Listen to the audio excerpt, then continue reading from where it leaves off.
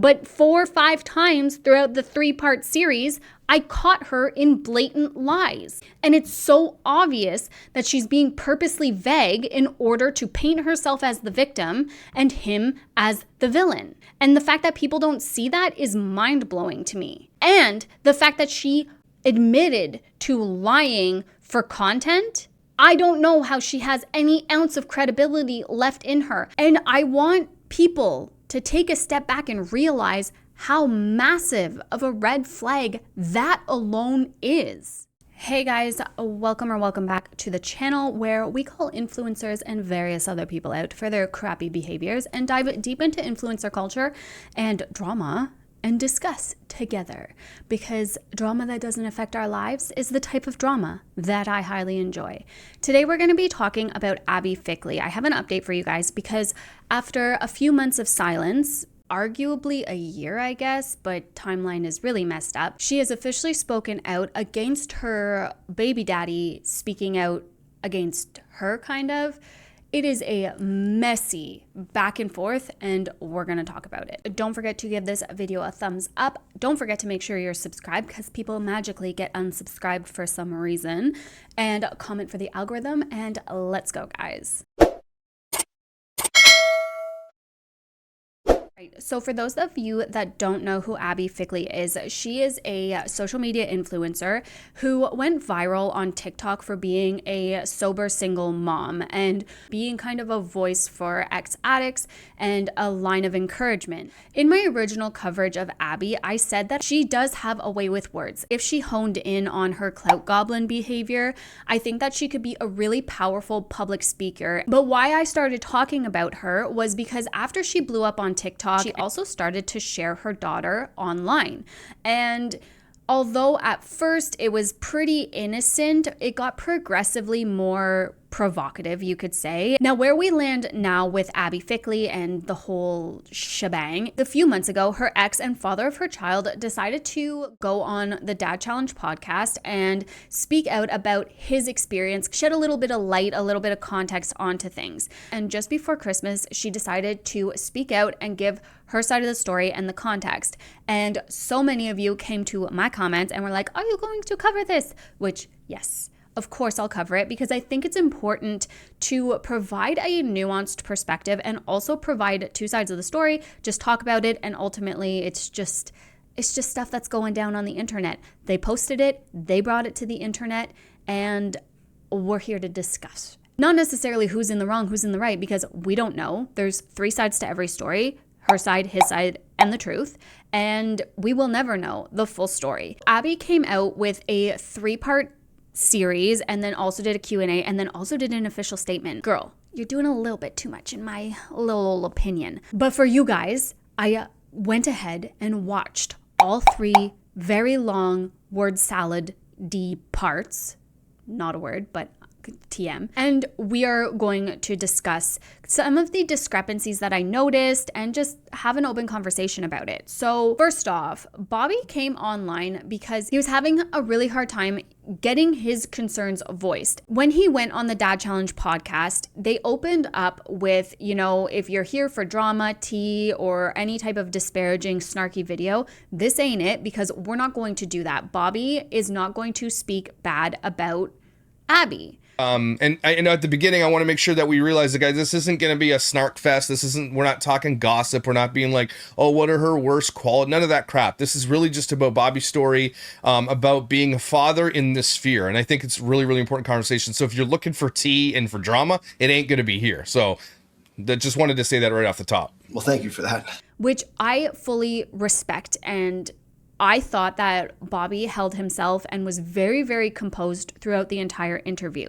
Now, I understand that there's a lot of people who have a problem with DCP's approach, which is totally fair. He attacks looks, he is very snarky. It's not everybody's cup of tea, and that's okay. That's why there's other commentary creators who you can go and watch. There's plenty of them. So I fully understand the reservations there, but the thing that really put a poor taste in my mouth in regards to Abbey and how she brought this all up again, which I feel like she not Streisand affected herself, because it's kind of the opposite. She didn't try and hide this, but this conversation was pretty dead. They were barely getting any views. It was old news. And for Abbey to come online and rehash all this drama right before Christmas and then try to virtue signal and all this, it was just a choice, I guess you could say. But I want to reiterate that the reason that Bobby came online in the first place was because Abbey was refusing to actually take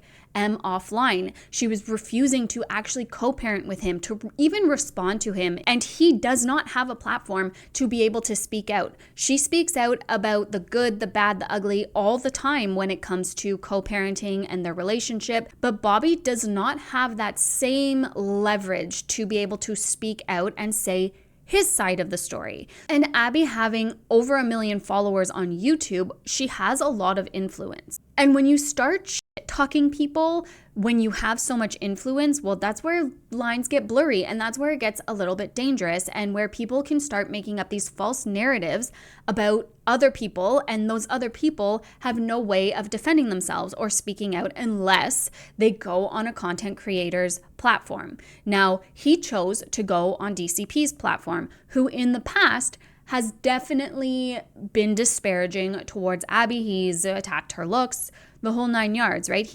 The snark. He does the snark. That's what he does. That's his shtick. So I understand Abbey saying, like, how dare you go on his podcast when he's someone who has trashed me repeatedly in the past? Babe, the only reason you should be in there is to say, don't speak on the mother of my child that way. You can hate my guts behind the scenes.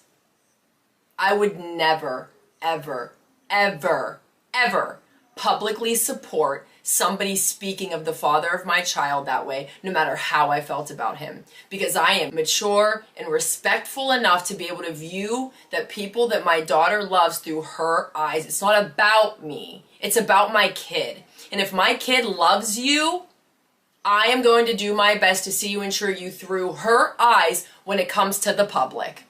But the way she also framed it was that they were dogpiling on her during that podcast.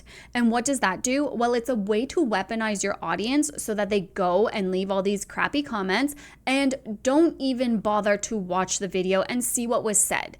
And in my opinion, that interview was not snarky at all, and it was well done. And the composure that Bobby was able to hold, and the way that he said repeatedly that he didn't want to speak ill on Abbey, he didn't want to put words in her mouth, he didn't want to assume things or make her look any which way. He just wanted to say his version of events. And once again, I'm not saying Abby's a bad mother for doing this. These are just ways I feel as a parent. And even at times when Josh was trying to like speculate this or that, Bobby was like, you know what? No, I can't say that. I can't say for certain. I can only say what I know and the version of events that I know. So to me, for Abbey to go on and be like, oh, they were just dogpiling on me and they were talking me and blah, blah, blah, blah, blah, blah, blah, all this, it was just a way to play victim and make them out completely to be the bad guy while giving very little context as to what was actually going on. Completely defames me. Uses this man to say all of the nasty, disgusting things and then sits there and just acts over and over like he's being respectful. The goal is to defame me, and it's through child advocacy. All attempted to be done publicly because I have a name. I know he's about to make me look like a bad person. So the only thing I can do is make sure that I can prove in any which way that this is about making me look bad and trying to destroy me. And publicly, he's about to absolutely destroy me and defame me. Destroyed. Made my platform so dark and nasty and negative. People created that. But I have notes here. That's why I will be referencing my screen.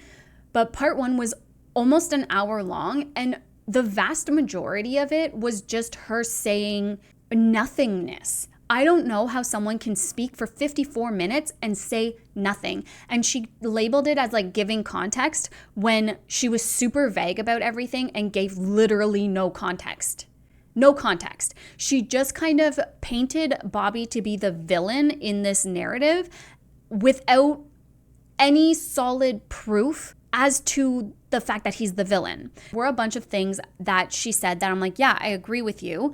And there was a bunch of things that I believe I caught her in a lie. And I also watched the Q&A, which we might watch again together, because that Q&A and her energy and what she said, I don't know, left a really poor taste in my mouth, and it wasn't even a trying to further explain or provide more context. It was just a woe is me, and I'm so great, and I'm doing the best thing, and he just sucks, in my opinion. So she opens up part 1 with the classic influencer, I have to do this video because of others' actions, and I don't want to be doing this video, but I have to do it. All the things that they always say. This is a video that needs to be put out at this point, not because I want to do it, not because of my actions, but because of other people's actions. And I'm finally at peace with the fact that I can sit down and I can have a conversation with my daughter and I can explain to her the position that I was put in order to have to make a video like this, one that I would never choose to make. Arguing publicly, arguing online as parents, to me, is classless, it's immature, it's embarrassing. She absolutely did not have to do this video. She chose to do it. Now, she says she chose to do this right before Christmas, which is great stress for your daughter, because she wants to leave all of this in 2025, which I can fully understand, kind of closing the chapter on that. And that is the other reason why I wanted to put these videos out, because I wanted to get them out in 2025, because 2026 I want to move on. I will still absolutely be fighting behind the scenes. I will continue to advocate and fight for what I believe is right for my kid and what my kid deserves. But realistically, and obviously I can't speak to the hate that Abbey was getting behind closed doors, because frankly, like, we don't know. But I find it hard to believe that she was getting all of this hate. And a bunch of times throughout that part 1 video, she's saying how she hasn't posted online in over a year. But the interview was only 4 months ago. So what was the catalyst that made her stop posting online? Right? Because I remember at the beginning of 2025, for M's birthday, she created her a YouTube channel, an adult YouTube channel too. And it was going to be these get ready with me's and stuff like that. And she got massively called out for it. Immediately, she privated the video. And she does go into that a little bit somewhere in all of this. It's not really important in the grand scheme of things, but I feel like that might have been a big catalyst for the heat that she got. But I genuinely feel like no one was talking about this interview anymore. It was kind of just probably living rent-free in her head. And as a public figure, she's going to get hate comments. She's going to get death threats, even though we've talked about this multiple times. Like, that's not okay. And if you're doing it, you're doing too much. Check out the Kay and Tay video I did recently, because that woman is doing too much. There's a huge difference between being a hater, which is just like, in my opinion, like a state of mind, and holding someone accountable for the crappy behaviors. But she also says how she didn't bother watching the interview. And I don't know what they showed you, because again, I didn't watch the video. And I don't blame her at all. But to sit there and be like, they were dogpiling on me and they were attacking me for this, that, and the other thing, without actual proof that they were, because they weren't. It's just providing context for a dad who's not online, who has a kid who is online, who's trying to fight to protect his daughter. And then she goes on to say stuff like she's not going to stoop down to their level out of respect for her daughter. Lies being spread about me, defamatory statements, videos, and podcasts, things of that nature are not enough to ever allow me to stoop down to a level of such disgrace and ultimately such disrespect for my daughter.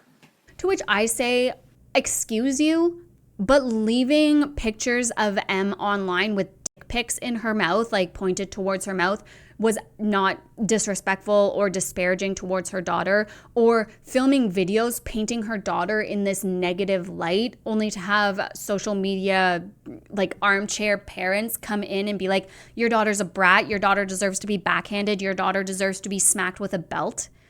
When you said mental health, man, it made me think of an example where there was a recent video that was posted. She speaks about a way that my daughter potentially spoke to her in a bad way. I wasn't in the home. I don't live with Abbey, so unfortunately I wasn't there for it. I got little update on it other than social media, which is another tough thing, man. Sometimes you catch news of your daughter's life that you didn't know through social media. That's crazy. And it's, I just wish I would have known about it first before the world. You know what I'm saying? So Wouldn't you think it would be so easy to come to me? Hey, I know you're already considering this. I've looked into this. I've done some research. I'm just not okay with it anymore. Can we call it now?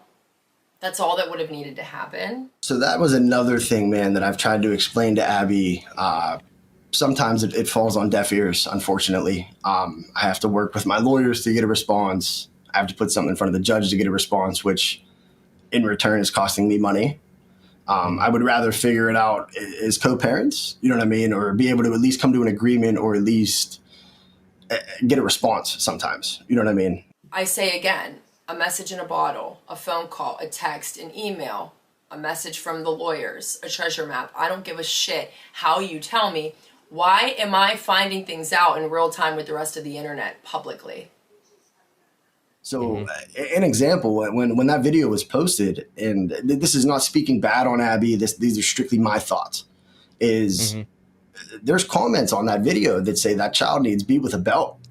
There's comments on that video where it says that child's a no good spoiled brat. So to me, why should my daughter be exposed to essentially online bullying, to where she's reading these mean, nasty, hateful things about her that aren't true? Like, that sort of stuff isn't disgraceful and disrespectful? Or using like baiting content about your daughter, that's not disgraceful or disrespectful towards her and her image and her likeness? When she said she wasn't going to stoop down to that disrespect, I'd just be so fucking for real right now. Like, literally. Be so for real, because you and your postings of your daughter is the reason that you're in this mess right now. That's the main reason. So to say something like, oh, out of respect for my daughter, I'd never do this. I'd never have this online fight with my co-parent. Yet here she is having an online fight with her co-parent when she didn't need to bring this up. She chose to, and she chose to make it into content. So it really tells you where the motives are at.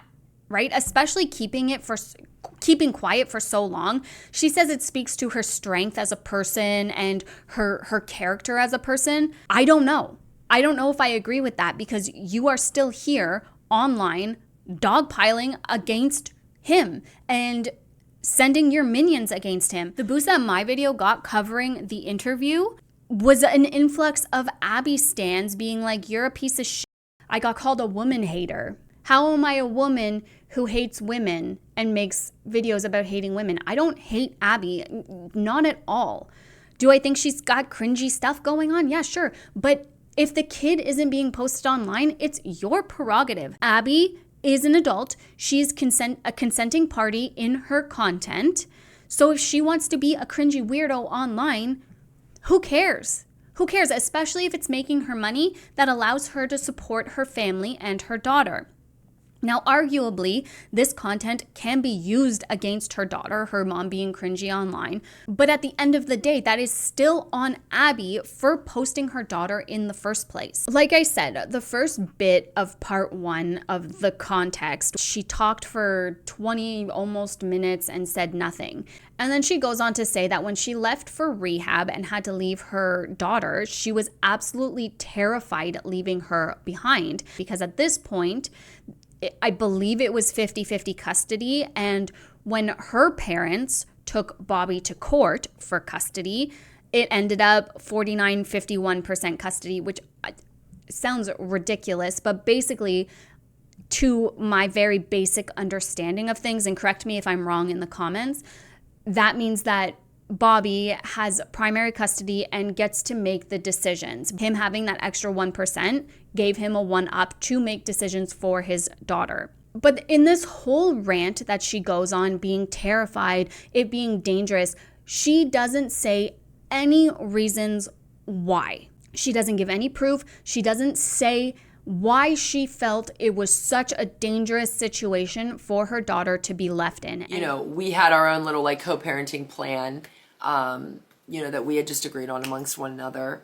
But I had a really, really hard time being okay with like leaving my child, going to California in the circumstances that I would have been leaving her behind in. It scared the ever living shit out of me. Okay. And now I don't know much about Bobby's family, about his parents or upbringing or anything like that. And arguably, it's none of our business to know why. But if you're going to come on and paint someone as the villain, I think you need to show up with receipts, because her being purposely vague is just painting Bobby in this very negative light, relying on the fact that her fans probably aren't going to go and question things and see what he has to say. They're just going to blindly believe her, which they did, and go and, just on the other people. Whatever. Your prerogative to do so, because you're the one who looks silly by not taking account for both sides of the conversation. And I want you to ask yourself why you solely believe what she has to say, and why you are so confident that she's not lying or altering the truth slightly or exaggerating things. That's what I don't understand, and that's kind of where we're at with social media. I've talked about it in my last couple of videos about this influx of dumb comments. We're here, we're talking about influencers, we're talking about, hey, this wasn't okay, this was really dangerous to do, or this was really shitty for this person to say or do. And you have people come in, not watch the video, again, their prerogative, but they're commenting all these silly things. And it's like, you look dumb right now, because you look like you have no idea what you're talking about. And that's why it was important for me to go and see Abby's side of the story, because sure, Bobby came on, he seemed really level-headed, he seemed really genuine, but ultimately, that's just his side of the story. But hearing this other side doesn't make me instantly believe Abbey, and that's mainly because I caught her in a couple massive lies. And then she goes on to sign her mother-in-law's praises, how basically she co-parented with her mother-in-law for years and years and years, and there was no reason for her and baby daddy to ever talk again or hang out or anything. So for 7 years, about 7 years, I have specifically and exclusively been co-parenting with the father of my child's mom. In every way, in every regard, it has been her and I.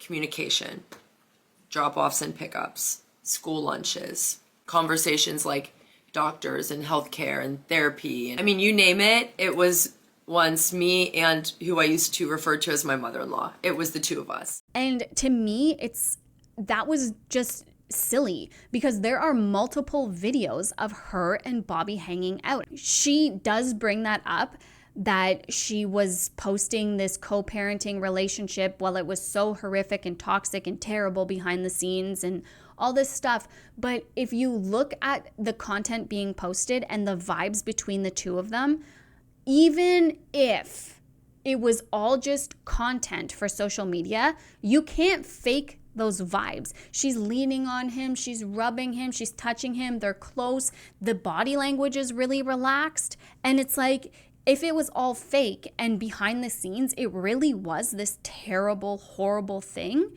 then I don't think you'd be able to fake that well. We've seen her acting. It's not that great. And I'm not saying he's completely perfect and flawless. There's a few things that I don't agree with Bobby on. Things that Abbey said that's like, okay, if that is the truth, that is gross, right? I want to also say I've been the one taking my daughter to the doctors, the pediatrician, shots that she needs, every single thing, orthodontist, dentist, cleanings, braces, expander. I have paid every penny, and I take her to every single appointment. Me and only me.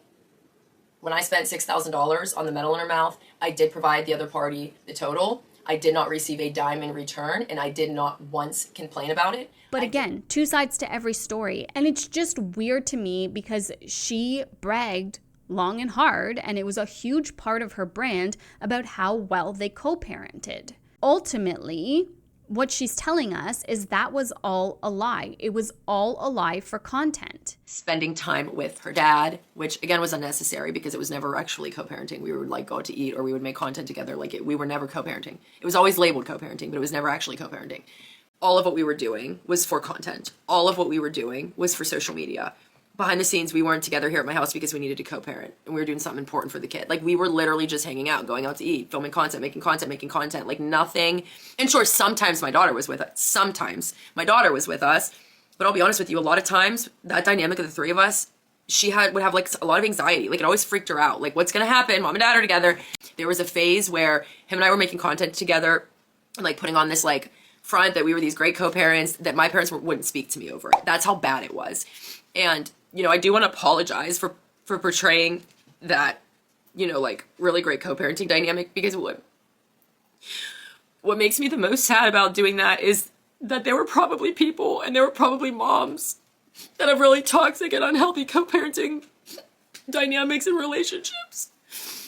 And they probably saw that and thought like, oh, you know, I wish. And then meanwhile, I just want to be like, girl, mine was probably worse. My dynamic was probably worse than yours. It was probably more toxic.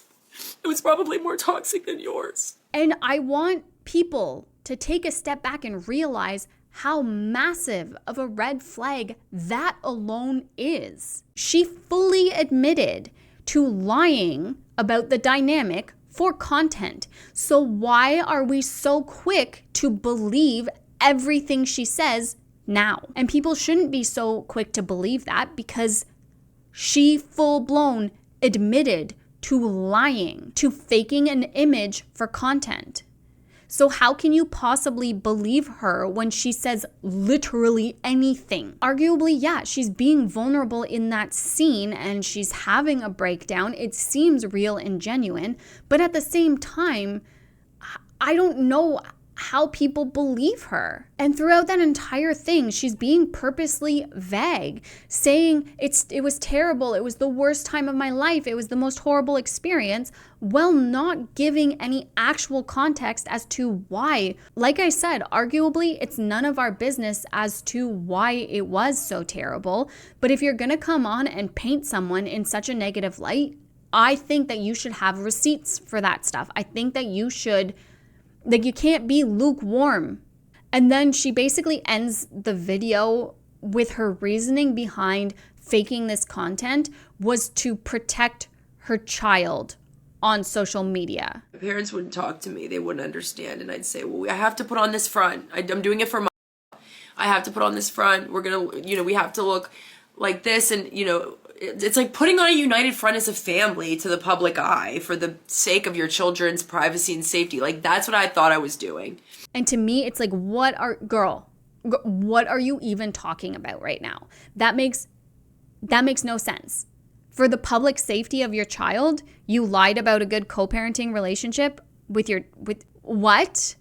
And that's essentially it for part one. It was super long. It allegedly gave the context, but there was no context. It's basically just the timeline of events, and then said that she was co-parenting with her mother-in-law, not with Bobby.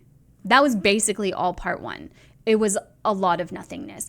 And then in part two, I don't even have a timestamp written down until about 18 minutes, because the first whole bit is just she's talking about how she met her sober moms group and how they helped her through it, and how she was on a drive with her best friend in the world, and her best friend looked at her and said, you know, Abby, you don't have to put up with this. And then that was the epiphany she needed to make changes after all these years, all of a sudden. We were driving down the 5 in traffic in California, and I'm just like venting, and I'm just telling her, like, I don't know what to do, and I'm stuck in this situation. And I was explaining to her that this is my life. I was telling her what I wanted for my and I versus our reality, right? And versus what I have to do. And the way, like, these things that I want for my daughter and I, like, we don't get them. They won't happen for us because I have to comply with this dynamic and these people and these relationships. I had a kid at a young age, and now I don't come first, and this is just what my life is, and this is what I have to do. I think she had realized, and I can say this now because I've done so much healing and I understand so much more than I did then, but she had this look on her face like she couldn't believe how, like, deep-rooted my issues were, to put it outright. She couldn't believe the way I genuinely believed I had to live the way I was living, and I had to sacrifice the amount of life and the amount of future and the amount of dreams and goals and aspirations that I was, you know, convinced were gone with the wind and were not a possibility for me. She was, I think, just shocked at how deeply I believed that. And, you know, she said something to me next, and, you know, there's moments where somebody says something to you and it's not like a super profound statement. In fact, it might even be something that you've heard before, but for some reason, like in that scenario, from that person in that moment, you are told something and it is like this explosion moment, this aha, this light bulb that you're like, holy shit. it was kind of like one of those, she just simply looked at me, this girl that I had only met for the second time ever in my life, who initially, thought of my relationship the way a lot of the internet does, and then learned the truth and is like really realizing how like sick I am and how many deep-rooted issues I have. And she looks at me in the car and she goes, Abby, you don't have to live this way, right? I said, I must sound silly saying this, but it's the truth. It was like permission. It was like these words that I didn't know I needed to hear, but was like subconsciously waiting to hear. I don't know. I took it as this permission from this girl, right? Who I hardly knew. And she's my best friend today, like I said. But in part 2 is where a lot of the discrepancies, in my opinion, start to show between her side of the story and what Bobby had to say. And again, she didn't even bother watching the interview, which I frankly wouldn't either. Nobody's gonna go and watch commentary on themselves. It's just not something that people are going to do unless you're Rug Talk Lady. And then she went and watched a whole episode on herself and got very big mads and then threatened them. It was wild. That was a wild ride. But it's like she's trying to fight for this image that was painted of her that she doesn't even know what was said. I don't even know if that sentence made any sense. When she finally woke up and was like, oh yeah, you're right, I don't have to live like this anymore, and set those boundaries, that's when she was hit with child support. It wasn't the kindest way to go about it. And I had just said everything that I felt. I said, I don't want to be around you. I don't want to make content with you. I don't want to do anything outside of co-parenting. I want you to leave me alone. I just like went off, okay? Drove away. So at this point I had like officially done it. And now I was kind of afraid of like what was to come next. What were the repercussions going to be? What was I going to experience, right? Forward to the end of the month, I believe it was April 28th to be exact, I had a work event. This was just a few short weeks after I set these boundaries, and I am like on edge waiting for like the ball to drop kind of thing. The way I would feel was all based on my experiences for years and years with this person. And so it was natural and it was consistent. And so I'm getting ready for this work event. I needed to go to my car for some sort of makeup item. I don't know if it was a lip liner or what. Either way, when I went out to my car, I grabbed the mail while I was out there. I bring it back up. I see something from the courts. And girl, I'm sober. I hate when I get anything in the mail from the courts. It scares the shit out of me, okay? So I specifically took that piece of mail up to my vanity. And I will never forget this moment. I'm sitting in my vanity. I open this piece of mail. And lo and behold, I'm finding out that the father of my child is suing. And in comparison to what Bobby had to say about the timeline of events, that's not exactly what happened. I mean, maybe it is. Maybe she set boundaries and he's like, okay, well, you know what? I want child support. And she also says that after she received the child support paperwork, she's like, well, I'm going to fight for my 1% back. And so I was fighting for a 50-50 custody schedule that is most common amongst 50-50 co-parents here in America, and my 1% back. I was made to fight and fight and fight. I was made to spend thousands of dollars and fight until the very end. She didn't. She filed for primary custody, according to Bobby. So once I filed for child support, I was then hit with custody paperwork. The custody paperwork requested, this is not what she got, anything like that. The custody paperwork requested that she would have primary care of the child. If you carry primary custody, you usually don't have to pay support. So an example, Monday through Friday, dad has her on the weekends. Why lie about that? I don't understand why she would lie about that at all. After that, after she talks about the child support and stuff like that, she starts to make some really disparaging comments towards Bobby. And it's not something that he did in his interview.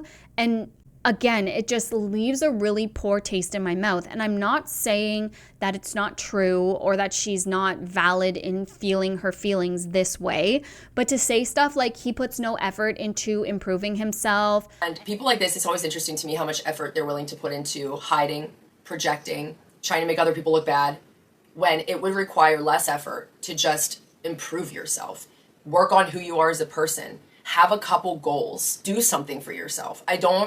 I will never understand the priorities and energy and effort in this way. I will never personally understand it because, again, I don't want to be here doing this at all. Prior to this, I was trying to help them in any which way I could, whether it be church or career-wise. I wanted this person to succeed for the sake of our kid, and that's not my responsibility to take. I don't want to take care of a grown man. I don't want to have to push them to want to be successful. And I also don't want somebody who's only motivated on behalf of me or like alongside me. The only thing he's about is making Abby's life hell. That is such a self-centered mindset and also just really gross to say about someone. And she really hones in on the fact that he still lives at home with his mom. Which is where my daughter's dad, lives, grew up, the same house, his parents' house, the same house he's always lived in and still does.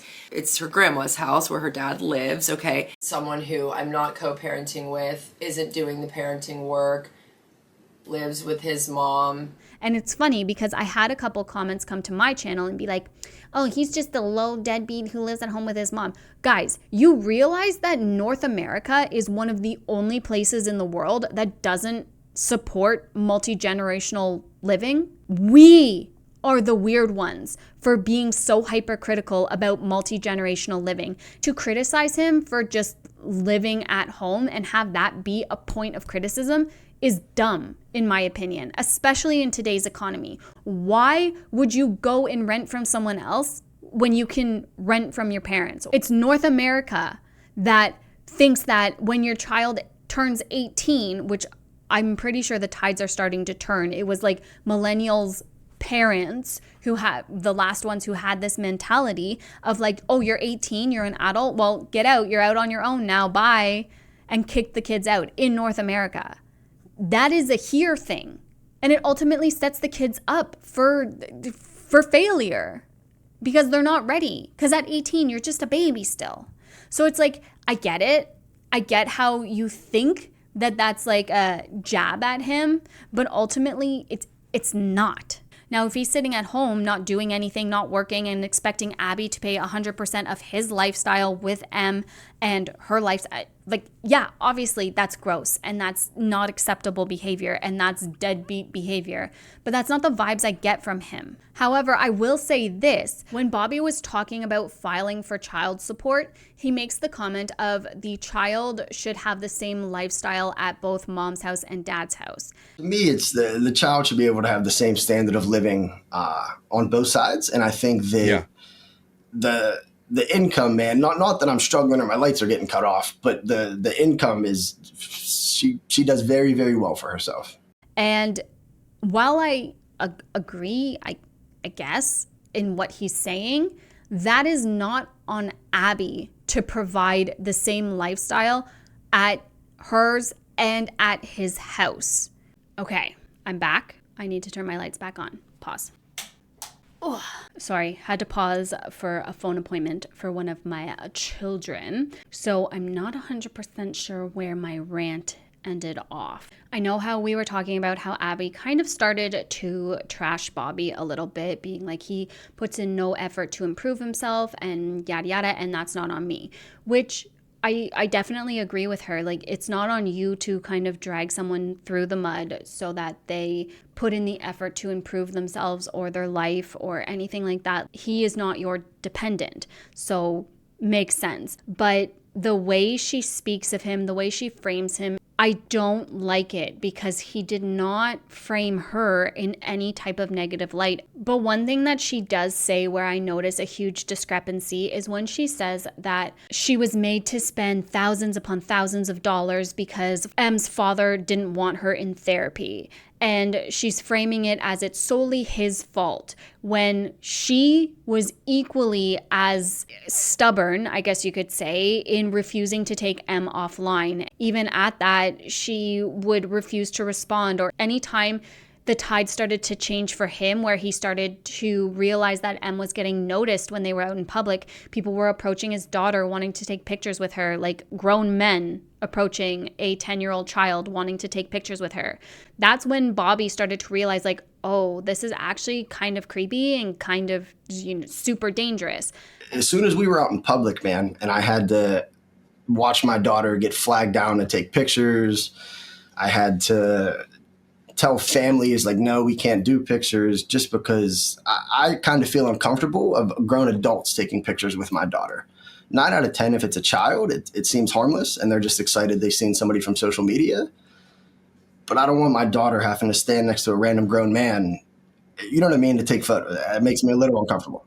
Every time I go in public and I take my daughter out somewhere, whether it's an amusement park, a swimming pool, an arcade, every time in the car, man, I promise you, I have to ask my daughter, Mila, how do you feel about pictures today? And she either says, Wow. oh, it's okay, well, I'll take them. Or I tell her you could do it on a case-by-case basis. You know what I mean? If you feel like doing it with some people and you don't, that's okay. But it's from somebody who doesn't live that It's life. every Man, time. every single time we go out in public, there's people that ask to take pictures with my daughter still to this day, since Abby has, I'm not going to say removed her from the internet just because I don't believe that she has, but yeah, every time we go out in public. We don't know what we don't know until we know. And then when you do know, you're expected to do better. What you do with the information when you learn it is telling of your true intentions, of what kind of person you are. And I think that one of the things that has to be said, or either I knew what I was doing and I was okay with it, or I didn't realize and I wasn't knowledgeable of it. And I feel like neither of those answers are acceptable, because you're gambling with my daughter if you weren't knowledgeable. So either you have to acknowledge that you were doing something wrong, or you weren't knowledgeable, but now you're gambling with a 10-year-old child. And I feel like neither of those are acceptable. So I feel like the best answer would have been to remove her from the internet entirely.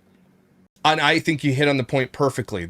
I think as much as I hate what these people do to their children, I also don't think that any of them started out being like, hey, I'm going to put my kid in front of a parasocial relationship, or I definitely can't wait till the predators come and watch my child. They don't think that. I don't think anybody starts that way. I don't think that they're doing it on purpose, but I think once they become educated and what they do with that information afterwards is what really matters. And it really tells us what kind of parent they are. And that's something that Bobby talks about in the interview with DCP, how he didn't realize until they really started to blow up on YouTube the real dangers that come with being posted online for millions of people to view and consume. And he also noticed a huge shift when she shifted to YouTube, where M was in 20-30% of her videos, and then all of a sudden she was in 80-90% of the videos, and also they were the most viewed videos on her channel at that point in time. But in the beginning it was okay, just because I think that my daughter was in maybe 20-30% of the content or videos that were posted. Once the shift happened to YouTube, and this is just from my experience, if I'm wrong, she can correct me, anybody can correct me, just from what I've noticed, the shift to YouTube and the explosion on YouTube was when I noticed that my daughter would be in 80-90% of the videos, and they were also the most viewed videos. When you put all these factors together, you start to realize that, hey, maybe he just didn't know. When the court stuff started to amp up a bit, he started looking into it more and was also told that his daughter was being posted in more suggestive and provocative content. So it really all started, man, truthfully, from the court thing, but I started looking into it more as we started through court. I had to look into other platforms that were speaking about Abby. I had to talk to loved ones and close ones, you know what I mean, close people, to kind of realize, like, dude, your daughter is being posted in what I can't say mom was doing this intentionally, but in very provocative maybe, or very salacious ways. And regardless of if that was Abby's intention or not, it still was being posted and painted in that light. And DCP said it perfectly. When any family vlogger starts off their family vlog, it's always about making memories, right? It's not about pandering to pedos. But once you know this type of content hits the algorithm, like dental work or dancing videos with little girls in skimpy outfits, those are hitting the algorithm for a reason. And oftentimes you'll see the family vloggers capitalize, and oftentimes it's that stuff that can be taken and twisted. And there's a lot of argument towards the fact that, well, that's not my fault that pedos exist and that yada yada, so you're just not going to protect your child. I don't understand that type of deflection, because no, it's not your fault that creepy people exist on the internet, but it is your job as a parent to protect your child from their image being taken and altered. How do we do that? We do that by not posting children online publicly. And if you choose to ignore that, I don't think that's responsible parent. I don't think that that is keeping your child's safety in mind. Because once you know that that's what's happening, it's on you to make those changes, because you're right. Those creepy people are not going anywhere. They will exist on the internet until the end of time.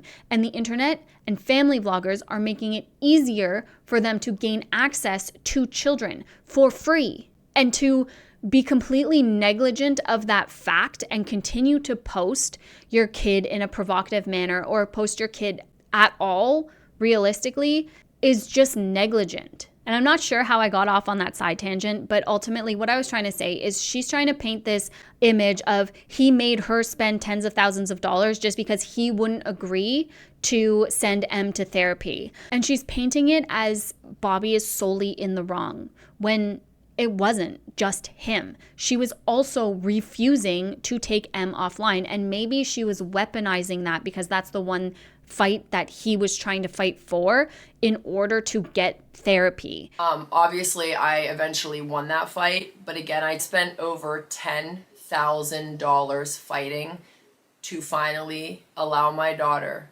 the right to seek therapy. We actually worked custody out that way. So we agreed to a shared custody, equal custody, however you want to word it. And then what we didn't come to an agreement on was the child being on the internet, and then my daughter going to therapy. It just screams a level of immaturity on both parts, and a blatant picture of why babies should not have babies. But they are full-grown, fully developed adults now, and fighting like this seems so trivial. Another way that Abby's trying to twist the narrative, specifically speaking on the therapy talk, is she's talking like everyone's calling her a piece of shit mom, right? If I'm such a bad mom, isn't that warrant for my kid to need therapy? The craziest part to me is then simultaneously going public, trying to create a crazy, crazy, disgusting narrative about me as a big deflection and defense mechanism. And the irony in all of it is, if I was who he's made me out to be, shouldn't the kid go to therapy? Riddle me that. Please, I'm begging you. Riddle me that. And once again, I'm not saying Abby's a bad mother for doing this. These are just ways I feel as a parent. I'm just going to say it for the millionth time, for all the people that want to say, I'm this kind of mom, I'm that kind of mom. Okay, well then, why wouldn't she go to therapy then? Then why would anybody in their right mind be against therapy then? Wouldn't that be a great way to work it all out and figure it all out? And once again, I'm not saying Abby's a bad mother for checks out. And also, and this is what I said in my original coverage of the interview, there are plenty of reasons that M could need therapy, and it doesn't necessarily only revolve around her being posted online. Her coming from a split household, her parents having allegedly such a toxic relationship in the back end, even though Abby has posted repeatedly like, look how great we co-parent. Oh, it's all about the child. Oh, you know, those are pretty solid reasons to have your kid sit down and talk with a therapist, even if it's just to make sure that everything is okay and that she's developing okay and that she's coping well with it. But Bobby says that, you know, he talked to Em about it and she doesn't want to go to therapy. Like, there's mediations that the families go to where you try to work it out amongst each other and you have a mediator on the phone. We actually worked custody out that way. So we agreed to a shared custody, equal custody, however you want to word it. And then what we didn't come to an agreement on was the child being on the internet, and then my daughter going to therapy. Mother is requesting that the child go to therapy. I don't see a need for the therapy. This is just my personal beliefs. I've never heard a viable reason as to why. I've actually heard no reasons as to why the child needs therapy. I've spoke to my daughter about a therapist. She hasn't mentioned she wanted one. She said some of her friends in school have one. She knows what it is. She understands what it's about. She's not interested. So I just feel that my job as a parent is to advocate and support my daughter's choices. I've never spoke bad about therapy. I've never tried to talk her out of it. I could honestly care less whether she has one or not. I don't know. It's hard because she's 11. right? So if she knows what it is and stuff, but I don't necessarily know. What am I trying to say? I don't think leaving the decision solely up to her and her not wanting to go or thinking that she doesn't need it is a good enough reason to not send her, just because of the background and the trauma that she comes from just by being born and having a mother who went through addiction struggles when she was little, who had to leave her for a long time when she was little. And that could be very well the reasoning behind why Abbey might want in therapy. That is something, though, that I definitely don't agree with Bobby on. I think that should never be a point of contention, but also, the fact that Abbey is refusing to tell Bobby why M might need therapy is really sus, in my opinion. Why Abbey is pushing for it, I couldn't necessarily tell you. I've asked her a couple times, and she always tells me she's not comfortable talking to me about it. I'm not saying she's got ulterior motives. I'm not saying that there's something nefarious going on behind closed doors or there's manipulation that wants to happen or anything like that. But the fact that you're not communicating with her parent about why she may need therapy is wild to me. And then she's here being like, well, you guys are calling me such a piece of shit parent and I'm a terrible mother. So which nobody was saying that. Literally nobody said that. You said that. So do you believe that? But I agree. She comes from a broken background. She might need some help to work through those feelings. But painting it as this whole, oh, you guys think I'm so terrible and you go on an hour-long podcast and trash me, when that's not even the truth and they didn't even say that. Nobody called you a bad mom. And frankly, Bobby stood up for her and said the opposite, said that she is a good mom and she has shown up for her in recent years. Again, trying to manipulate her audience into believing her narrative and then therefore going to these other videos made about it and just being keyboard warriors in the comment section, which come on, you can come on and comment what you have to say. I don't care. I'm not going to delete them. Some of them got flagged, calling me a see you next Tuesday for being a women hater, when all we're doing is talking about drama that these people brought to the internet. Just throwing it out there. Again, it's so funny, the irony behind this is none of our business. Well, these people brought it online and made it our business.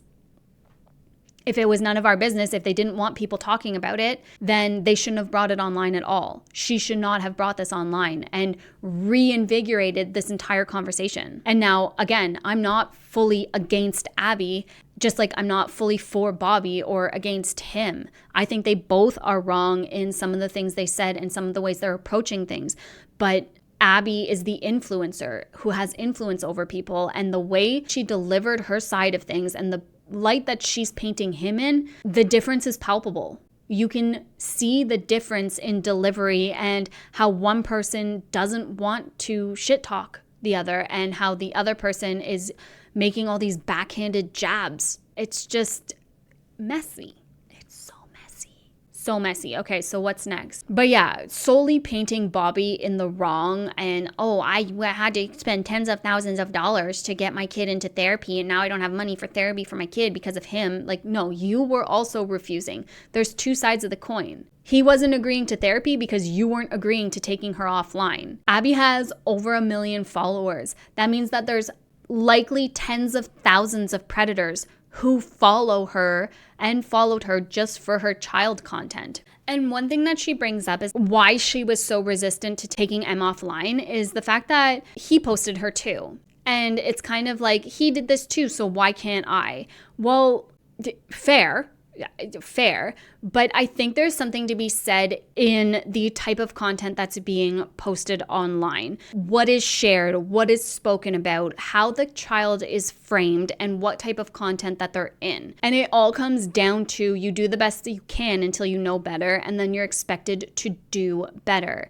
And sure, arguably, he failed miserably at this whole family vlogging thing and his butt hurt, so then he turned against Abbey to take her offline, which he says, at first, when I first started posting M online, I was just doing what I knew, which was the family vlogging stuff. And he noticed that M really didn't seem to enjoy that type of content. I think one thing too, man, is I've seen some people say that, oh, well, you posted her on the internet and you shared things on the internet. If the amount that I've shared is obviously a lot smaller than other parties, but I would say that one thing I've learned, man, is when I first started, I was kind of doing what I knew and what I seen that was working, as far as let's do the family thing or let's do this. And I got that weird feeling, man, that it wasn't enjoyable for Mila. Mm-hmm. Like, there was a time where I filmed a video of us getting ready for school in the morning. She was okay with it, but she wasn't excited to do it. So then he tried some video gaming content, and that's what lit her up. She had so much fun doing it. They were playing Roblox. They were together. He set it up so she couldn't see any of the comments. And then we started the whole streaming the video games thing. She had a lot of fun doing that, man. She enjoyed it. We always played Roblox with people. And this is just from my experience and the reasons that I chose to share her on the internet. Some people might still say I'm wrong for it. I didn't know. I thought this was, you know what I mean? I thought this was acceptable. Was whenever we would stream video games, it was from here up. She couldn't read any of the chats that were going through the video games because it was all on my monitor. And then I could always not monetize. I could moderate what was happening in the Roblox game because I was present playing. But since you've learned the dangers, you don't do it. Like you said, hey, look, if I'm going to ask Abby to not do this, you also yourself said, hey, I'm willing to obviously not do this as well. To me, it was one of those things, man. If there's any gamble, or I'm learning that there could be potential mental health disadvantages, physical harm, you know what I mean, done by some crazy person online, it's easy for me to walk away from it, man, and say, let's not gamble, let's not do anything. Which is something that, Abby made sure to make a jab at. Ultimately, what he was doing the most of was live streaming with her, which I had asked him prior to him starting that whole journey. I don't feel good about that. She's at the point she can read all the comments. You can't control the comments coming in. Live streams have always freaked me out when it comes to children. And I said that. It wasn't respected. Okay, so there was a little while there where he was live stream video gaming with him and my daughter's face. That is what they did. He would then take clips of those live streams and he would post them as shorts on his platform. So he was actively doing this as he responds to the therapy request, saying, well, she posts our kid online. So my response was, okay, and so does he. Now, arguably, both aren't good. It's not great. It's not great. Showing your kid online, there's dangers no matter what type of content you post. But there is a stark difference between gaming content or making slime videos and your kid riding on a broomstick.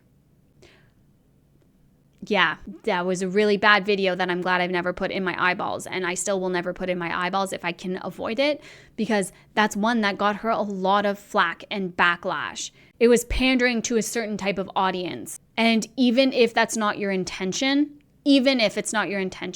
just the sheer fact that it is so phallic and can be taken that way should be enough to not post it, especially with over 1 million followers.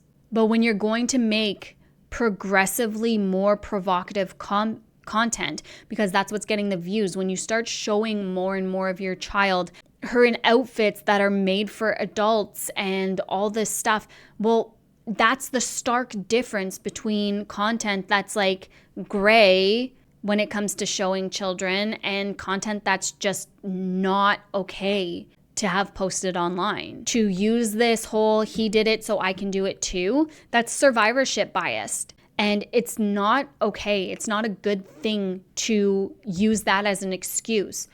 Just like our parents didn't used to use seatbelts for us and there were no car seats, but we survived. Does that mean you're going to go put your infant in the car without a car seat? No, because we do the best we can until we know better. Anyway, there's a whole bunch of controversy when it comes to parenting stuff and how we've learned over the years what's better and what's not better. But using this whole he did it, so what's the problem? Especially when the content is so incredibly different. You just can't argue it. Mickey, what are you doing? Yeah? What? He's acting sus is what he's doing. Come on. purse? You really don't really want a hug. Where do you want to go?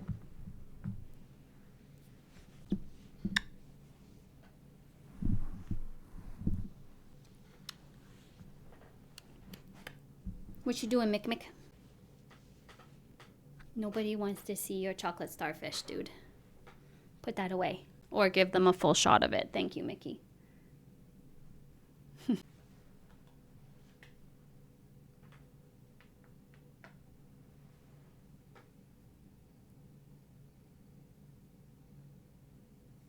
So after she talks about the whole court debacle, she goes on to address the snarkers directly and says that this is her career and she will not stop, and she will not stop making content.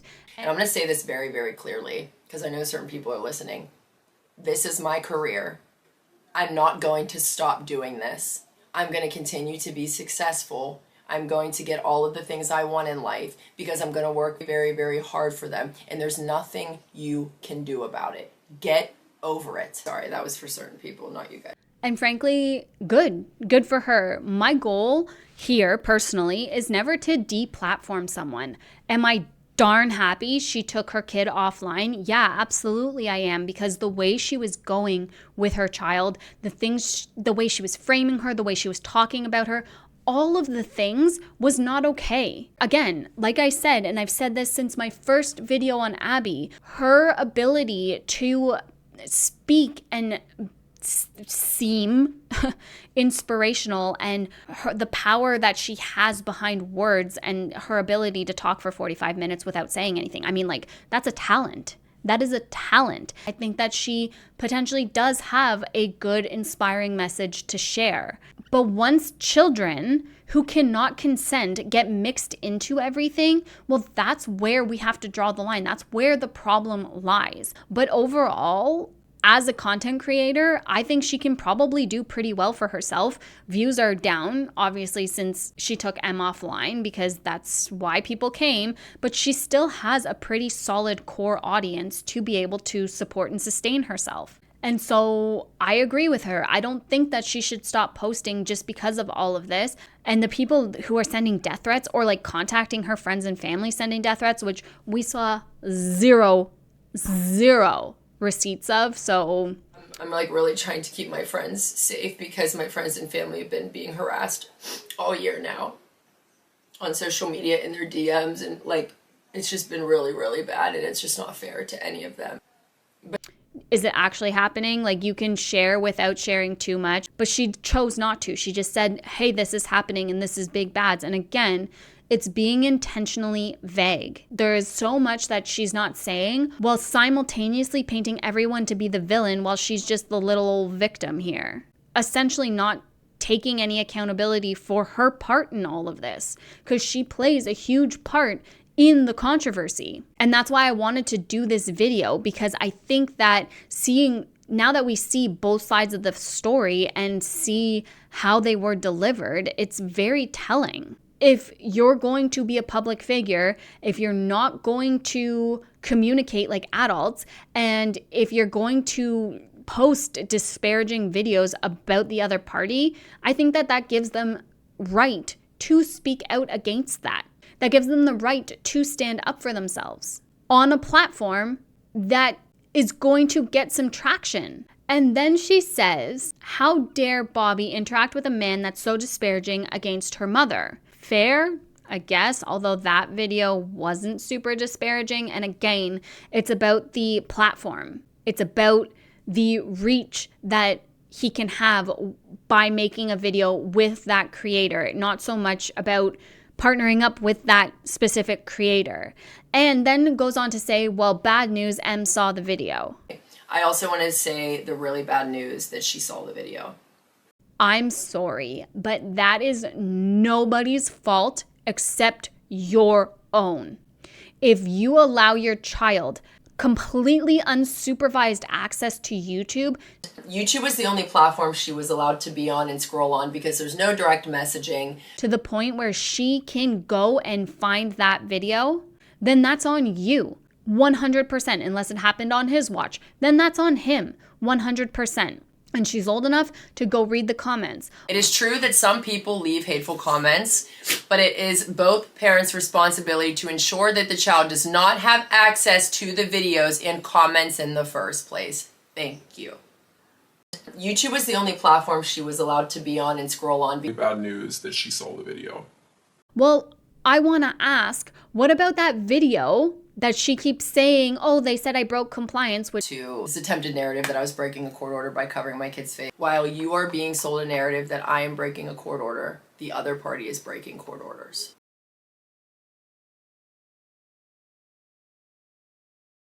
While the peas in the pod are putting out a podcast trying to manipulate an audience to believe that I'm breaking a court order. Not once did they say she broke the court order. They just said that it was wrong to post that and gross to post that. But so now I'm at a point where I have to revisit or pay these lawyers to go back in front of this judge to fight, because whenever you look at the description of a person's image, it's not just their eyes, ears, and mouth, which essentially, this is from my beliefs, that mother is showing everything other than her eyes, ears, and mouths. She's still doing voiceovers in the videos. She's still recording her from behind. She's still sharing her day-to-day life, and she's still sharing ways that she engages with the public or ways that she acts. You know what I mean? So she found a loophole around because legal wording, as you know, it has to be it's not just vague. It's like, okay, well, she said that means that I can do all these things. I think your next fight has to be no mention. Stop talking about her. But what about the comments of people calling her a spoiled brat? People calling her entitled or deserving of a backhand or a belt, right? It goes both ways. Abbey has really toxic comments on her videos about M, especially when she's painting her to seem like she's a spoiled brat or an entitled brat or whatever the case may be. And Bobby has a really good point when he says, that's not fair for my kid to be parented online, to have all these assumptions made about her, to have her public image shaped based off of what her mother says about her. And that's the exact argument we use against child exploitation, is because you cannot take how people are going to perceive your child's image, and especially if you're going to be sharing the negative aspects of your child, you can't control what other people are going to say. And you are also giving them one small piece of context, one small piece of your child as a whole, which allows for people to come on and make all of these wild assumptions and accusations towards your child that just might not be true. To me, is very respectful. She's very well spoken. We never hear bad things at school. But now not only is my daughter reading these things, the general public and her peers are reading these things.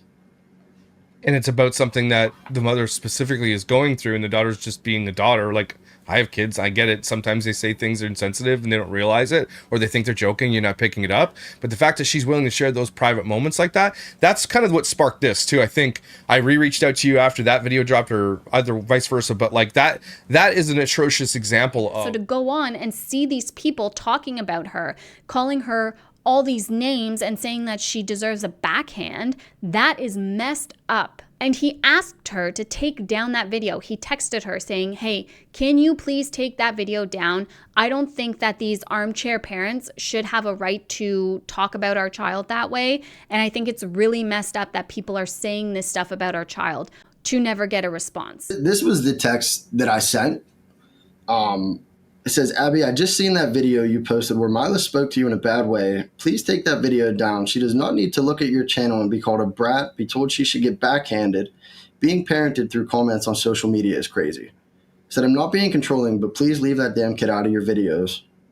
Mm-hmm. And I said, I feel like with her being 10 and reading that stuff at a young age, we don't know how that could affect her mentally. I'm not arguing, but do you at least see where I'm coming from? Did she delete it? I didn't get a response. Of course, but did she? And no, she didn't delete it. Yeah, no, the video's there and it's still rocking, man. Jeez. I don't know if it's still posted, but at the time of the interview, that video was still posted. And I feel like that was the catalyst of Bobby deciding to finally go on and speak out against things. Because now it's like, no, they didn't say that you broke court orders, which she tried to say 800 ways from Sunday. They are trying to adjust what this court order of don't show M means to include don't talk about her, don't show her at all. And yet she's here saying like, oh, they're saying that I broke court orders. No, they're not. No, what are you talking about? Nobody said that. And that just goes to show that she didn't do her research. Now he's going to go back and fight so that you can't talk about her at all. And to just not agree to that is just ridiculous in my mind. And then they had a discussion about what the definition of someone's image could be and how it's not just putting an emoji over their eyes, ears, and mouth. It's all encompassing. And this is just a quick Google search, man. If you Google the definition of a person's image is the mental picture or public perception of an individual encompassing their appearance, actions, communication style, and overall presentation, which is formed in other people's minds. Yeah, that's... So...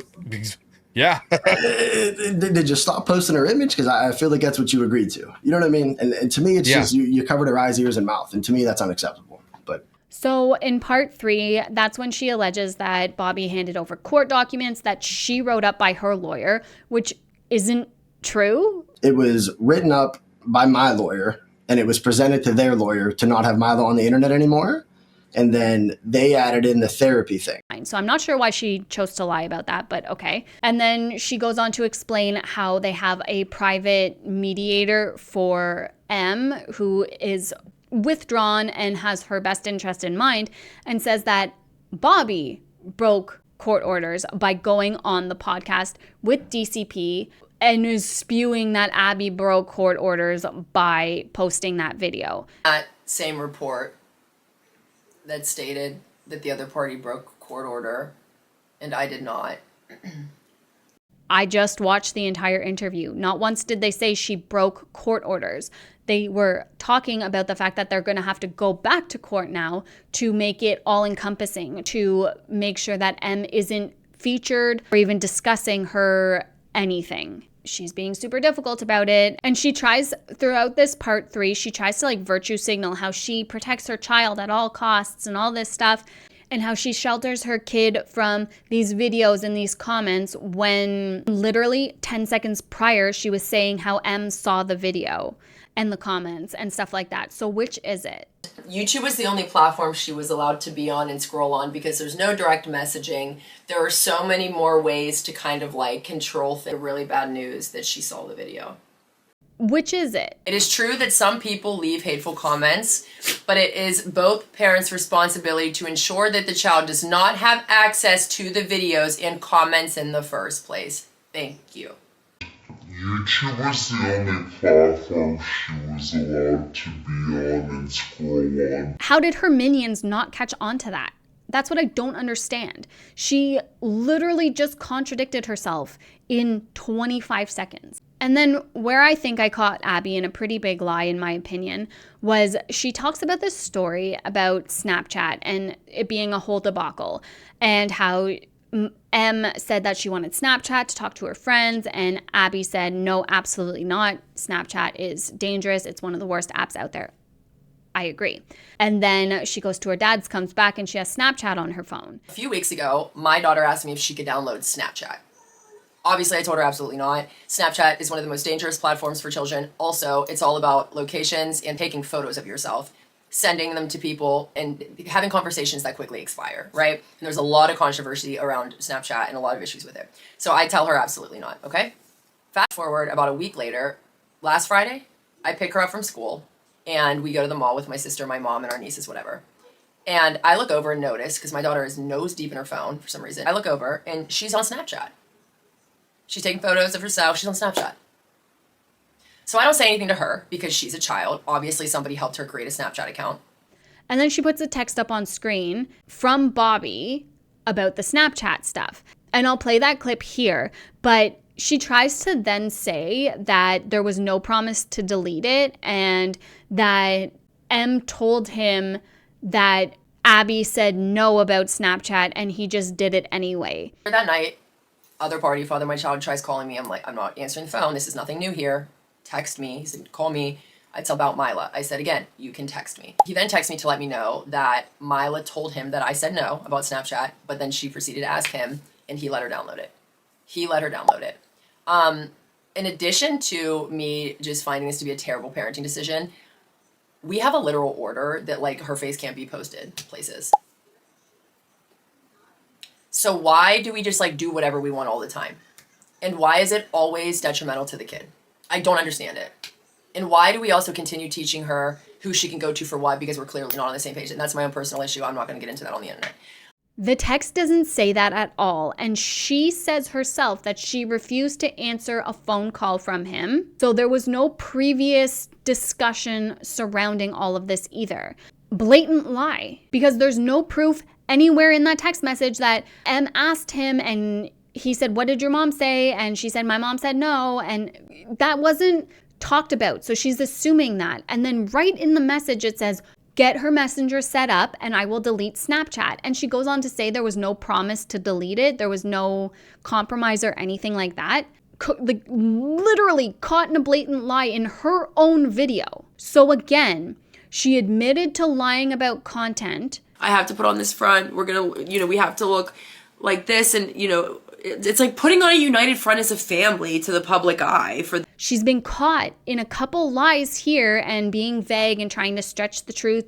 Even with her receipts, they don't back up what she's saying. So why are people so quick to believe her and discredit Bobby? Oh, because he lives at home still. Right.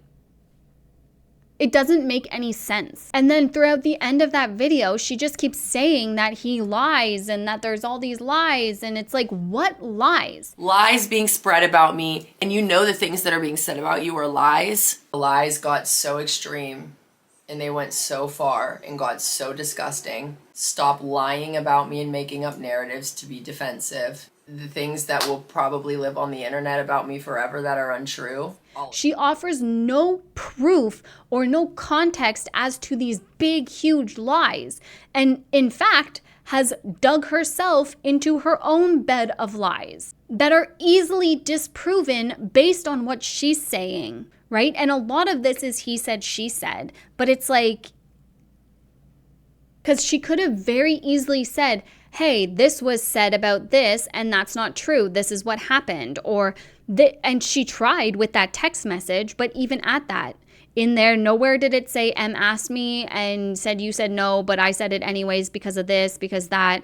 And then goes on to say like, oh, there was no promise of deletion when literally in the message on screen, you can see the promise of deletion. Like, it doesn't make any sense. She's being purposefully vague throughout this entire 3-part disaster of a series in order to manipulate her audience so that they blindly go and make up their own assumptions based solely off of what Abbey says. And that's why bringing this stuff to social media and having these types of discussions and her saying, I had to say this, I have to do this, no, you don't. You could have just completely ignored it, came back, gone and done your own thing on social media. It had died down. Deal with your crap behind the scenes and move on. And all she's doing is being super vague about all these horrific lies that were spread about her. During that interview? Because I don't know anywhere that he lied, and how it can be construed as these horrific defamatory lies. He was just saying his side, and he wasn't even being mean or rude or disparaging. So unless she's talking maybe about the other videos that DCP has made on her and stuff like that, but what lies? And if people are lying about you, about your image, about your likeness, whatever, you have every right to say, hey, what they said was a lie, and here's the proof if people are lying on your character. But she didn't do that, not once. Throughout this entire 2.5-hour series, she did not once provide any proof or information that what other people said about her was a lie. Should she have to? I don't know, maybe, because it makes her look more credible. But 4 or 5 times throughout the 3-part series, I caught her in blatant lies. And it's so obvious that she's being purposely vague in order to paint herself as the victim and him as the villain. And the fact that people don't see that is mind-blowing to me. And the fact that she admitted to lying for content, I don't know how she has any ounce of credibility left in her. And I don't know if that flew over everyone's head or what, But you fully admitted to lying for content, that this image that you painted with your co-parent was a total lie. And behind the scenes, it was so horrific and this and that and this and that. So to label her part one as like the context while giving no context and speaking for 48 minutes, like talent. It's a talent. Now, that brings us to the end of part 3. So I'm just going through my notes on the interview with DCP quickly. And about 20 minutes into the interview, Bobby says something really important. And he said it first, mind you, about how this always had to be put in front of a judge to get anything agreed upon. So here he is saying the same thing that Abby's trying to say while saying that Bobby made her do it. So either they're both lying or they're both just terrible POSs. It was never able to be solved in mediation. That's what Bobby said. So I don't know who's lying in that situation. You can decide for yourself. I'll play the clip here, but come on. And he said it first, so... And like you try to conversate with her and you're telling she's just ghosting you.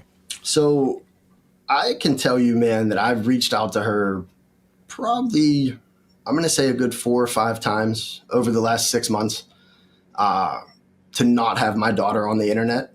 And I never get a response. The only response that I get is you can call the lawyers about it. But we can talk about other things. And it's just that's one thing that she won't even begin to have a conversation about. I don't know. 24 minutes in, Bobby brings up the video again. Still no accusations that she broke court order. Talks about how the comments were alarming and how he texted her asking her to take it down. And how it's weird to catch news of your kid through social media, not even parent to parent, which I agree. That is pretty weird. That would be weird. He reiterates again about 26 minutes in not saying Abby is a bad mom. Again, they wanted to be very clear that this wasn't about painting Abby as a bad mom, when in my opinion, her 3-part series was just to paint her as this holier than thou mom and him as a POS deadbeat dad. You don't get to be a bad person like this and just get off freely. The delivery and the things that were said about each party, I don't know.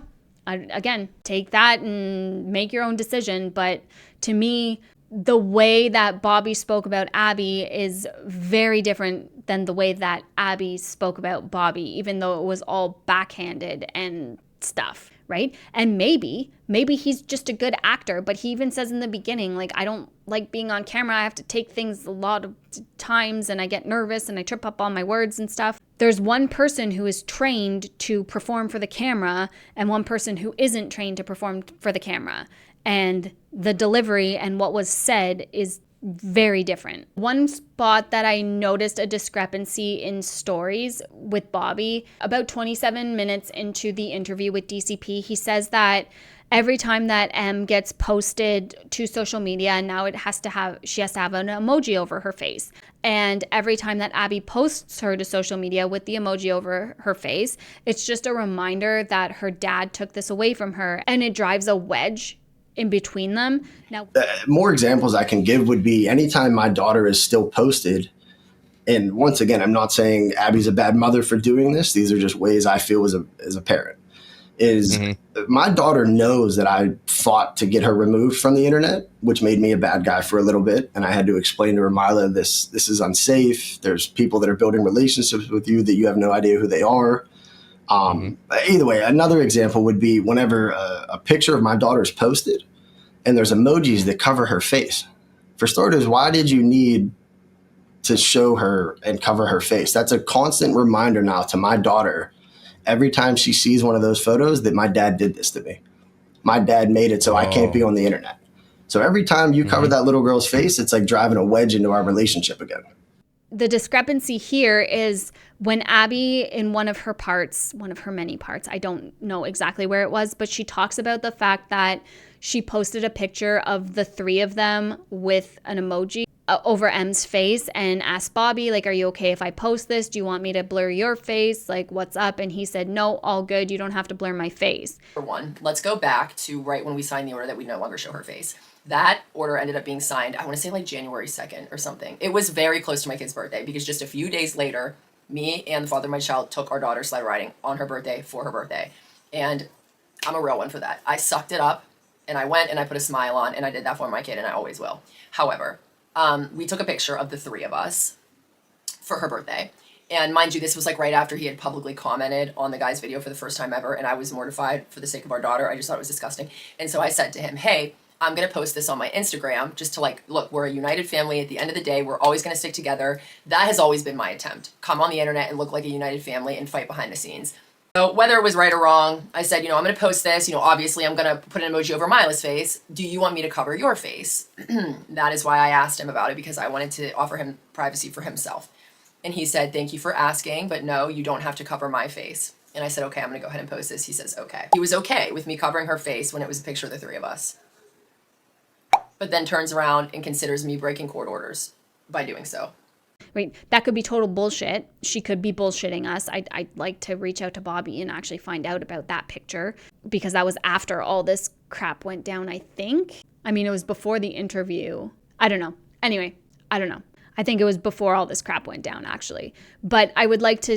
No, it couldn't be. Man, my timeline is very confused entering this new year and like timeline of events. I guess by the time that picture got posted, it was because it was the new year and she had just taken down M's channel and we all assumed she got court ordered, but I don't think they went to court until later that year. So maybe it was just a mutual agreement. Like, I don't think they went to court until March and this was beginning of the year. Anyway, doesn't matter. Regardless, he complied with M being posted with an emoji over her face. And that was a bit of a discrepancy there because he allegedly agreed to being posted. Yet here he is saying like, oh, every time she posts her with an emoji over her face, it drives a wedge between us. But you're pictured together with an emoji over her face. It's just, so that kind of caught my attention a little bit there. And how he thinks that the standard of living should be equal for both households, which again, yes, but also that's not on Abby to provide the same standard of living at your house as she provides at her house. Now, Abby says a lot that she's been the primary parent for a next number of years, that she's the one taking M to all the doctor's appointments and the braces and the spacers and the stuff, and she is fully 100% fronting all of those expenses. And also has to pay child support. All of the things the child requires, physically, financially, maintenance-wise, I was, on paper, if you were to check the box, was and have always been the primary parent of her life. I want to also say I've been the one taking my daughter to the doctors, the pediatrician, shots that she needs, every single thing, orthodontist, dentist, cleanings, braces, expander. I have paid every penny, and I take her to every single appointment. Me and only me. When I spent $6,000 on the metal in her mouth, I did provide the other party the total. I did not receive a dime in return, and I did not once complain about it. I did not beg for it. I didn't fight about it. I wasn't rude about it because I was just so effing grateful that I was finally in a place in life where if my kid needs braces, I'm able to afford them for her. The point is, I paid for everything. I took her to everything that was important, and I never complained about it. I never, ever once complained about it. I was happy to act as the primary parent in her life. I was happy to do it. Now that's where things get a little muddy for me because it's like, no, that's not okay. Like, why should she have to pay all the expenses and then also pay child support if they have 50-50 custody, And that's where this conversation gets a little bit more nuanced because it's like, well, Abby's sitting here saying that she pays for absolutely everything. And on top of that, she has to pay Bobby child support. And with 50-50 custody, even with that 51-49% split, where it's pretty much equal time split between the households, well, I don't think any parent should have to pay child support at that point in time. And if it's like, you pay me child support because you make more money when you guys have the kid the equal amount of time, like, no. And I think that both parents should be responsible in splitting 50% of the bills that the child needs, right? So again, that was kind of, I don't know, that whole thing, it's kind of shady, kind of weird and nuanced, And then he goes on to say about 33 minutes in that he would never get a response to taking Em offline. He had tried to approach the conversation, tried to co-parent with her. What a concept. And she would always say, no, you can talk to the lawyers about it, but we can discuss other things, which is just, I remember hearing that months ago, and that's so gross. That's so toxic. And yet here she is complaining about how Bobby dragged it out and would forced her to go through court and spend tens of thousands of dollars and stuff like that. Like, no, Abbey is equally as toxic in this whole situation.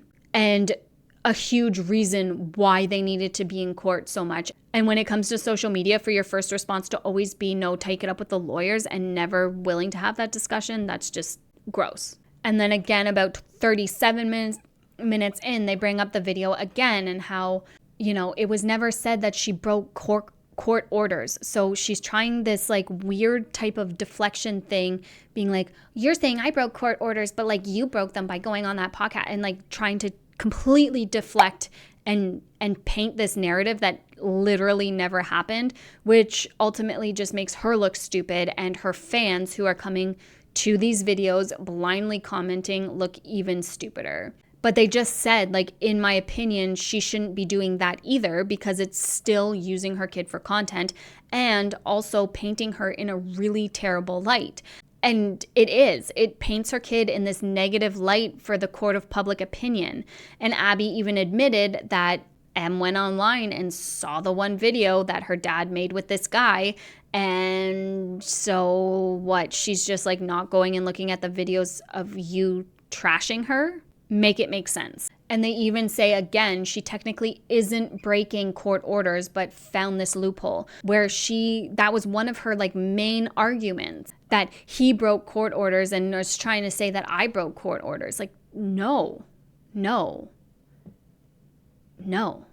So we're going to watch her official statement about all of this now and the Q&A, because I think they're important to paint some perspective from her point of view, I guess. And then we'll go from there and probably be done with this video. I know it's kind of long and rambly, but comparing and contrasting what both parties were saying was important to me, because the vibe is off and I'm not 100% on either side. I don't know them. This is just internet drama. That's ridiculous. That was brought to our eyeballs. That probably should never have been brought to our eyeballs, but it is. It's very interesting to see the different dynamic in which each party presented their side of the story, what they said, what they lied about, being caught in blatant lies, you know? Okay, so now we have her official statement that she just released, which is not to retaliate or create further harm or back and forth. So why are you doing it then? And it's so funny to me. It's this backhanded way of saying, if you speak out against my official statement, then you're the problem, when she just released 5 videos from right before Christmas to now on this whole thing. But you're not the problem. Like, okay. So let's take a look at what her official statement has to say. A bunch of nothingness, I'm sure. Retaliate or create any further harm or back and forth in regards to an ongoing situation. In fact, regardless of any potential response or consequence that I may face as a result of this statement, I will not be responding. After a year plus of silence in attempts to protect my daughter, this is simply a statement that I feel is necessary, ironically, in attempts to protect myself and my daughter. She keeps saying a year plus, a year plus, a year plus. I don't understand how we're going off a year plus when the interview was done 4 months ago. If all of this drama and stuff was all stirred up because of the interview he did with DCP, that was 4 months ago. That's not a year plus ago. But a year plus ago, she was told to take the YouTube channel of Em down. And that's not drama. That's not, and to protect my daughter. No. The channel was taken down to protect your daughter. So what you're saying against that, like, I don't understand this whole year plus timeline that she keeps speaking on. And I understand that they went to court last spring, if I'm not mistaken, if my timeline isn't completely off, because even Bobby said that 4 months ago that it had been 8 months since the court and everything, which lines up to about March, right? Ish, beginning of the year. and it being all new and that's the new schedule and stuff like that. So with the 50-50 shared custody, with taking Em offline, with all this stuff, so it's like, okay, maybe it has been a year plus, but all of the drama and stuff that she's so mad about happened allegedly because he brought it online, and that's the only reason she's bringing it online. Yet she's dating it back to when he asked her to take Em offline. And it's just weird. It's just weird. I ask that you please consider my silence and my actions over the past year that led me to publicly discuss this or make a statement like this, and that there must be a reason why. I did write this prior to recording, and though I did release a series of YouTube videos in defense of myself and my truth, this video allows me the opportunity to provide a more official statement. To begin, I'd like to clarify the timeline and the substance of my concerns. At the beginning of 2025, the end of 2024 really, I set some really serious and stern boundaries with the father of my child, ones that I've been wanting to set for a very long time, but was very fearful of doing because of the consequences, ironically, that I may face. These boundaries included me letting him know that I no longer wanted to create any sort of family content together. I didn't want to create any content together for social media, nor did I want him to have any sort of attachment to my career. But more importantly, my life as a whole, outside of any absolute necessary co-parenting. Yet you're the one who refuses to co-parent with him and only co-parents with his mom. So, okay. However, in a situation like ours, these boundaries would result in very little to no contact with one another being necessary at all, being that I have been co-parenting with his mother now for the majority of my child's life. Our only ties were creating social media content with one another. A few short weeks after setting these boundaries, I was sued for child support by the father of my child, which means I now pay him child support on a 50-50 custody basis. More importantly, following child support, the father of my child then abruptly decided that he was no longer comfortable with our daughter being posted publicly despite years of family content creation and his own consistent participation in dual video game live streams featuring our child, something that is shown publicly all over his platforms to date. Upon his new and very much understandable concerns, he did not attempt to contact me directly to express. I'm pretty sure he did. See, and that's what this is. He didn't show proof of it. And this is where the he said, she said comes into play. I understand that. But he said that he would express concerns and stuff repeatedly. And she would say, when it was pertaining to M being posted online, don't talk to me about that. You can talk to the lawyer, but I'm willing to discuss other things. So again, who you choose to believe in this situation is up to you based on both sides of the story being given. But allegedly, he did try to reach out to her. This change in opinion in any way, shape, or form. Instead, not only did he retain counsel and file a motion unnecessarily involving the court and expending time and resources for all parties involved, but he simultaneously teamed But in one of the parts, she said she filed the motion. Like, okay. Up with a podcaster who has made very just disgusting and disparaging comments on me, lies about me and who I am as a person, has commented on my body and my physical appearance. And to see him publicly associating with this man, having a daughter, a little girl with me, this was devastating for me and my daughter, more importantly. In response, I immediately expressed that this could have been resolved through simple communication, a phone call, a text, an email, anything, just like the rest of our communication, especially because months prior I'd been discussing. When in one of your videos, you literally said that you weren't going to answer the phone to him because you don't take phone calls from him. See, again, like she's contradicting stuff that she said throughout the 3-part series just alone in this sentence. She said that she refused to answer the phone for him. He showed receipts of never getting responses through text message and stuff like that. Discussing with him that I considered taking my daughter off of my personal social media platform. So if I had to guess, he knew that this would have been an easy and done deal sort of conversation if he would have just come to me instead of take it to the internet, where my daughter's parents were publicly divided. No. Again, this discussion happened. Oh my God, that's so I'm so angry right now. Em was asked to be taken offline a year plus ago, not 4 months ago when the interview happened. Like, what are you talking? Oh my God, she's trying to twist things. And the court, like they had already gone to court to take her offline. He showed proof in that video that he asked you to take videos down and you would ignore it. And said that if he would text you about taking Em offline or not showing her in this capacity, that capacity, you would say, contact the lawyers. But she's trying to say that all of this happened because of the interview when all of it was settled in court months and months prior. Trying to connect two things that don't connect together. It's two separate events. By a shitload of strangers. My lawyer and I then proactively drafted an order, literally the same day I received word of this, stating that the child would no longer be shown online. To date, we have never gone to court. There was no disagreement, therefore no need to do so. What? You literally, didn't she literally just said that he filed took her to court? Fine. Oh my Because God. of the father's clear pattern of public attacks and apparent intent to damage me professionally and personally, however,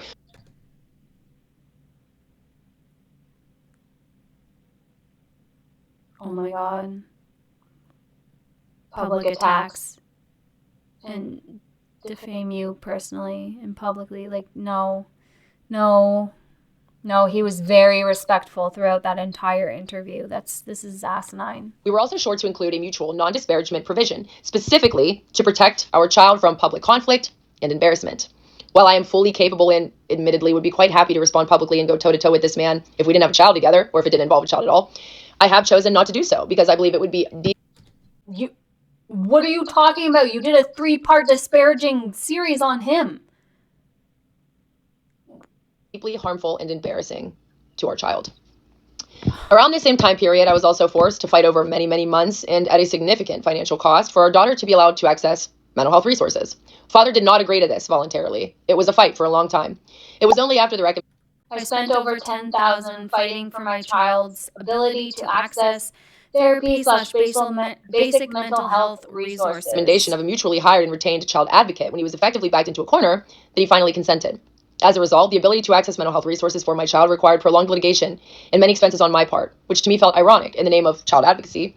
She's leaving out the whole other half of the truth, that she was refusing to take M offline. It wasn't just him saying no, and he gave in to therapy after she said that she would take M offline. She is the reason that it got dragged out for as long as it did. I guarantee it.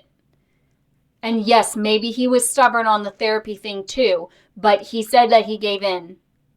But despite the existence of a court order and the professional recommendations, Father proceeded to publicly disparage me online with the help of others. These videos remain publicly accessible to this day. This is not a matter of opinion. It is documented, visible, and acknowledged by hired professionals and child advocates. Yet there have been no consequences for his clear violation of the order. This has left me deeply confused about the purpose and enforceability of court orders when they do not result in protection for the child or accountability for violations. Word salad. This is a bunch of word salad. Simultaneously, Father has continued filing motions and raising new objections, most recently regarding my covering our child's face online, despite the fact that this approach has been supported by the same hired court professional and child advocate and was previously acceptable to Father, including in content that he himself participated in. Do the best you can until you know better, then you do better, right? The emoji might have been fine until you started painting her in negative lights, until you started shit-talking your daughter online for people to then comment on that she deserves a backhand. Like, yeah, the emoji was fine, or her being offline was fine until stuff still continued to happen. Oh, this is exhausting. Objections actually only seemed to arise when the content didn't involve him. Meanwhile, his repeated filings and then postponements and non-compliance with existing obligations appear to carry no consequence, while I continue to be dragged through the process. Financially, the situation has been equally distressing. Although the court ordered Father to reimburse me 30% of our child's expenses, since I already paid for 100% of them prior to being sued for child support on a 50-50 custody basis, he has failed to do so. For over a year now, I continue to cover 100% of her needs while receiving not a dime of financial support. Despite this, I'm required to pay him child support monthly. A man who doesn't pay bills, lives either with his mom or a female, depending on the day of the week, and has not contributed financially to his child's care, working under the table. This ongoing imbalance has directly harmed my ability to provide stability for our daughter, something that prior to this nightmare, I was doing just fine, regardless of if my child was in content or not. That's not true. It's not true. And also, you're not taking any accountability in your part in all of this, but okay. The cumulative effect of this all has been devastating. Father has been able to weaponize the family court system through repeated motions, public defamation, non-compliance, while facing zero accountability. She's projecting. This is all the shit she's doing. Like, she is not complying. She is making it difficult. She is being stubborn. Like, it goes both ways at this point. Maybe he is too, but she is also not complying to the motions that are being set. And yeah, something might have been good enough for the time being until you get more knowledge, and then it's not good enough anymore, so you adjust. Like, My livelihood has been significantly damaged, my reputation publicly attacked, himself and friends and family members participating in public hate forums online, and my ability to provide for my child now compromised with having to pay him, all while I have remained compliant, quiet, and child-focused. The videos the child advocate recommended I'm so great. Such a good mom. Look at me. Look at me. I have a main child. be removed have now been online for over a year. So regardless of what anyone may recommend at this I'm sorry. What? The videos the child advocate recommended be removed have now been online for over a year. So regardless of what anyone may Which videos? Because again, the interview was only 4 months ago. It wasn't over a year ago. It wasn't even during the time that you guys were going through all of the court systems. So what videos are you talking about for the child to be removed or to be removed? No, this makes no sense. Because if she's talking about like other DCP videos to be removed, like he has nothing to do with you and Bobby, right? If we're talking about the interview to be removed, that wasn't over a year ago. So she's just trying to twist all of this and make herself seem like the victim again. And it's like, no, what? That alone doesn't make sense. I'm so confused. recommend at this point, the damage has already been done. I have sacrificed my own name, reputation, and income in attempts to protect my daughter, and I'm struggling to understand how this sort of functioning serves children when orders can be ignored without consequence. I anticipate meaningful action towards accountability. The facts are evident. The order regarding public disparagement was absolutely violated. I don't think he was disparaging at all. I think your 3 videos on him were more disparaging than his one video just speaking out about what went sketchy with content, how this is the timeline of events, how he didn't want to speak ill on you at all. Like, this is bullshit. No gray area within any of this. I lastly want to make it very clear that any financial disruptions has nothing to do with my daughter being removed from my platform. The likeliness of my daughter, any views, any income that was brought in when she was a part of the content was directly placed in an investment account for her. So my daughter being removed from my content has nothing to do with my affected income and everything to do with what he's been able to get away with thus far. And so whereas all of this started with my silence and attempts to try and protect my daughter from this embarrassing, classless act of her mom and dad doing this publicly, I now feel giving this statement publicly over a year later after a year of silence is actually exactly what I need to do. Very, very unfortunately. I want to make it clear, outside of any 100% necessary parenting that I will professionally and respectfully always do, I want absolutely zero ties to this person. I don't want to associate with this person. I want to make it very clear that the most detrimental thing to my child throughout this process has been her father publicly dividing her mom and dad for strangers all over the internet to comment on, to weigh in on, and have an opinion on. At the end of the day. Right. But people weighing in on how your child acts like a spoiled, entitled brat isn't a cause for concern based off of the content that you put forth. Like, what? This is ridiculous. This is the most chat GPT thing I've ever heard in my entire life. Like,